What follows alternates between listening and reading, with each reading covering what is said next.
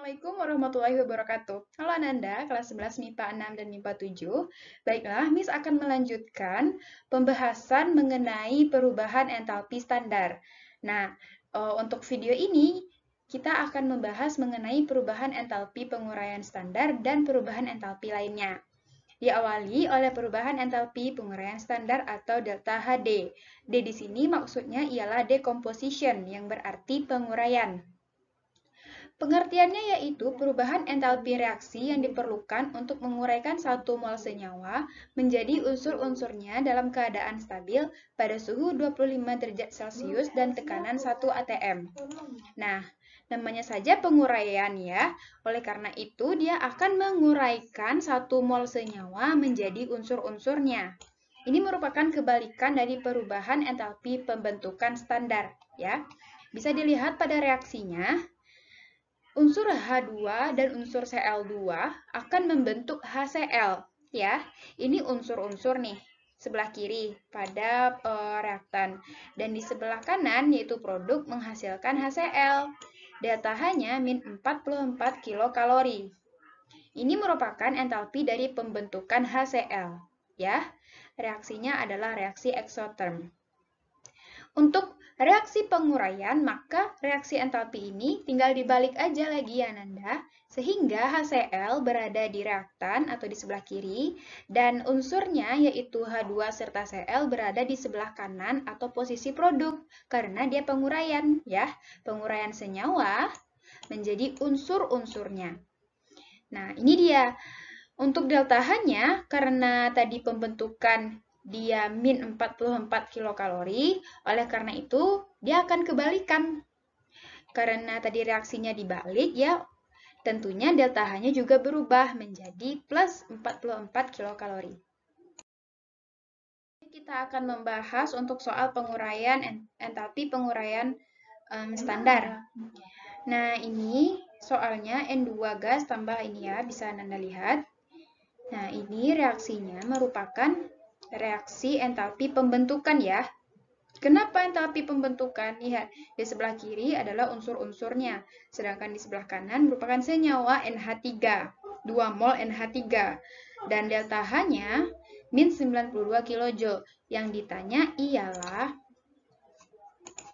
entalpi penguraian standar gas NH3. Nah, oleh karena itu, untuk menjawabnya, maka reaksi yang di atas ini dibalik ya, tinggal dibalik aja, karena dia ditanya penguraian NH3. Nah, jadi NH3 yang ini, 2 mol NH3 ini di sebelah kiri atau lebih tepatnya di reaktan, sedangkan N2 dan 3H2 ini di sebelah kanan posisinya, atau berada di produk. Nah, coba Nanda uraikan ya, maka dia akan terjadi reaksi penguraian, di mana 2NH3 akan menghasilkan N2 tambah 3H2. Karena dia dibalik, otomatis delta H-nya juga akan berubah. Sehingga setelah dibalik, dia akan menjadi delta H-nya plus 92 ya. Plus 92 kJ. Namun, plus 92 kJ ini belum jawaban yang tepat. Karena yang ditanya gas NH3. NH3 berarti dia cuma 1 mol NH3. Oke, sehingga untuk menentukan 1 molnya itu plus 92 dibagi 2 mol NH3 tadi. Ya, 2 mol NH3.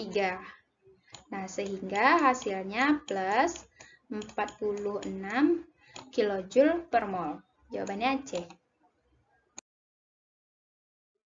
Selanjutnya, perubahan entalpi pembakaran standar. Data F berarti fusion ya, pembakaran.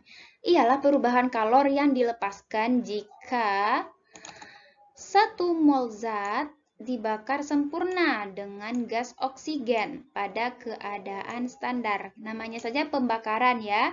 Ingat pada bab hidrokarbon, reaksi pembakaran mereaksikan suatu senyawa itu dengan gas oksigen.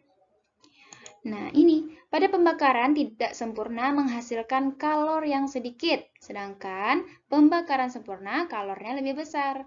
Lihat ini, pembakaran sempurna min 5000 460 kJ dan tidak sempurna min 2924,4. Nah, bisa dilihat ya, pembakaran sempurna itu lebih besar dia daripada pembakaran tidak sempurna. Nilainya itu lebih besar. Tanda min menunjukkan reaksi exotherm karena pembakaran selalu membebaskan energi, sehingga perubahan entalpi dari pembakaran selalu bernilai negatif. Jadi untuk entalpi pembakaran, nilai entalpinya adalah min ya, negatif. Nah, contoh. Nih, lihat ya reaksinya.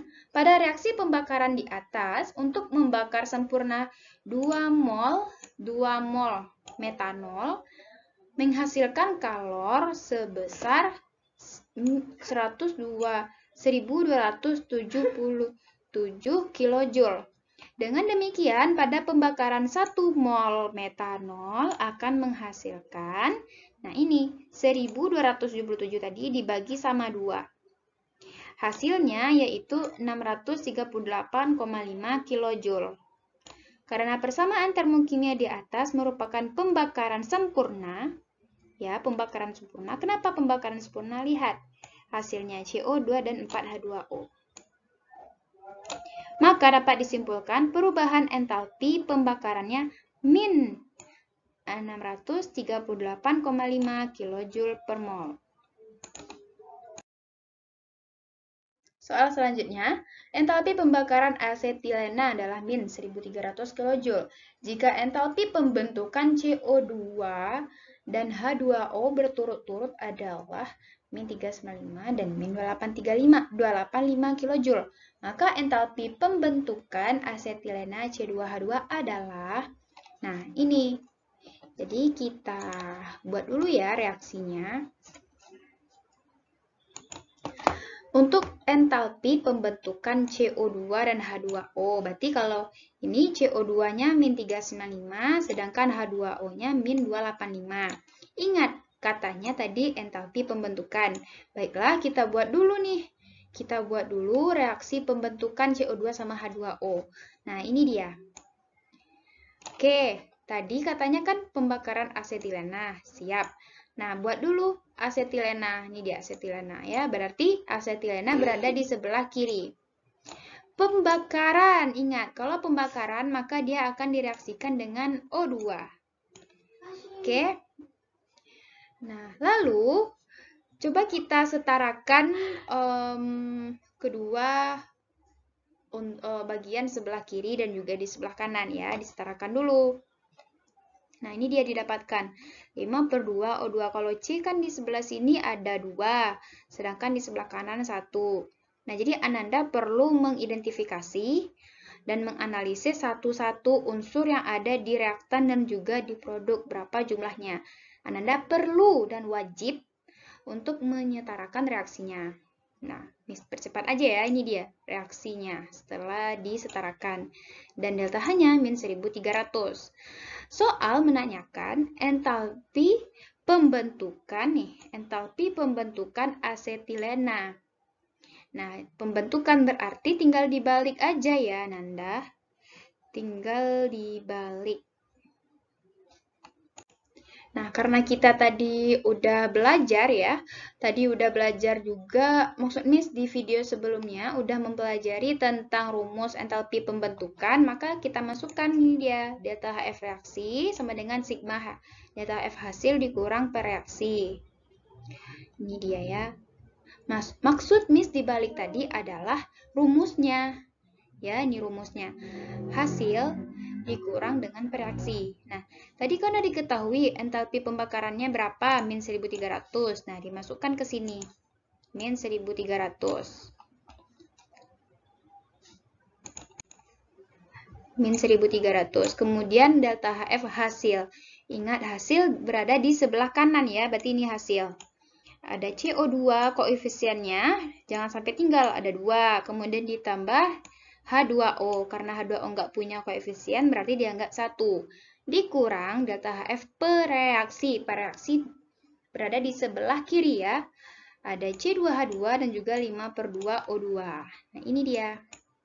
Jadi karena telah diketahui entalpi dari CO sama H2O, ya, jadi Ananda tinggal masukin aja nih delta H-nya. Ini dia. Terus ini, O2 kenapa 0?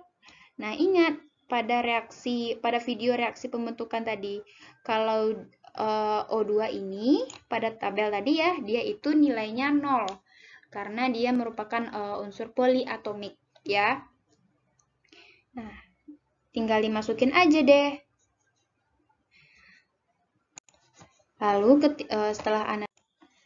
setelah Ananda masukkan, diperolehlah hasilnya plus 225 kJ. Jadi entalpi pembentukan asetilena C2H2 ialah plus 225 kJ, yaitu reaksinya endoterm.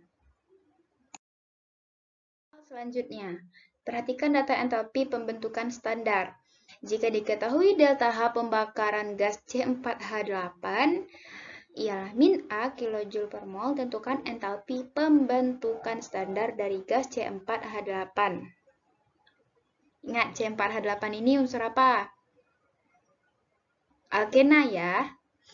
Berarti alkena itu kan CnH2n. Nah, karena dia C4 berarti namanya butena. Penyelesaian. Buat dulu persamaan termokimianya ya, karena dia pembakaran maka dia direaksikan dengan O2.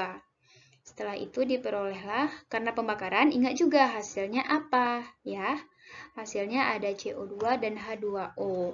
Kemudian Ananda setarakan.